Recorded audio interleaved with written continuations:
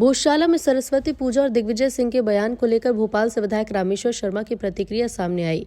उन्होंने कहा कि दिग्विजय सिंह जी मेरे 2 प्रश्नों का उत्तर दें। पहले तो ये बताएं कि राजा भोज परमार वंश के राजा भी थे या नहीं, और उनका जन्म हिंदुस्तान में हुआ भी या नहीं। अगर राजा भोज परमार वंश राजा थे और उनका जन्म हिंदुस्तान में हुआ था तो राजा भोज ने ही भोजशाला बनवाई। राजा भोज और परमार वंश की कुलदेवी माँ सरस्वती हैं, इसलिए भोजशाला में उन्होंने माँ सरस्वती को विराजमान किया। दिग्विजय सिंह मां सरस्वती को माता मानते हैं कि नहीं ये बताएं। राजा भोज का जन्म हिंदुस्तान में हुआ ये मानते हैं या नहीं बताएं।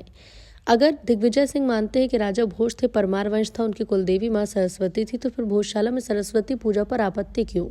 दिग्विजय सिंह जी, आप इस्लाम के जानकार हैं, इस्लाम के खलीफा, इसलिए आपसे ऊपर जो खलीफा उनसे बात कीजिए।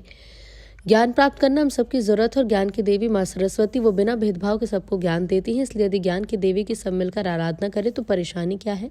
दिग्विजय सिंह इस समय सबसे ज्यादा इस्लाम के ज्ञानी हैं, इस्लाम के लोग उनकी बात मानते हैं और वो इस्लाम की बात मानते हैं, इसलिए अब देखना होगा कि कौन किसकी बात मानता है। दिग्विजय सिंह प्रश्नों का उत्तर देंगे, ऐसी उम्मीद है। सिंह जी से आग्रह पूर्वक कहना चाहता हूँ कि दिग्विजय सिंह जी पहले 2 प्रश्नों का उत्तर दें।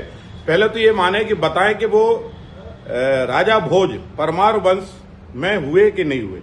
अगर राजा भोज परमार वंश में हुए और भोज का जन्म हिंदुस्तान में हुआ तो राजा भोज ने ही भोजशाला का निर्माण किया, और भोजशाला का जब राजा भोज ने निर्माण किया तो राजा भोज की और परमार वंश की कुलदेवी मां सरस्वती है और मां सरस्वती उसमें विराजमान है। तो दिग्विजय सिंह जी मां सरस्वती को माता मानते हैं कि नहीं मानते? भोज के जन्म मानते हैं कि नहीं मानते? परमार वंश की कुलदेवी मानते हैं कि नहीं मानते?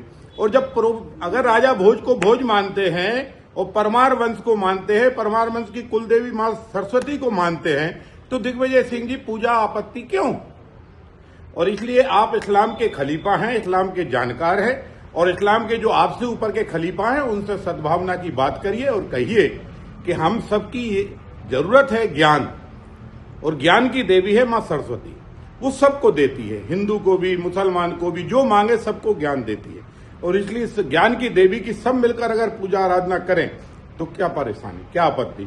और दिग्विजय सिंह इस समय सबसे ज्यादा ज्ञानी है इस्लाम के, और वो इस्लाम के लोग उनकी बात भी मानते हैं और वो भी बात इस्लाम की मानते हैं। तो अब देखते हैं कि कौन किसकी बात मानता है, और दिग्विजय सिंह जी हमारे प्रश्नों का उत्तर देंगे, ऐसे हम उम्मीद करते हैं।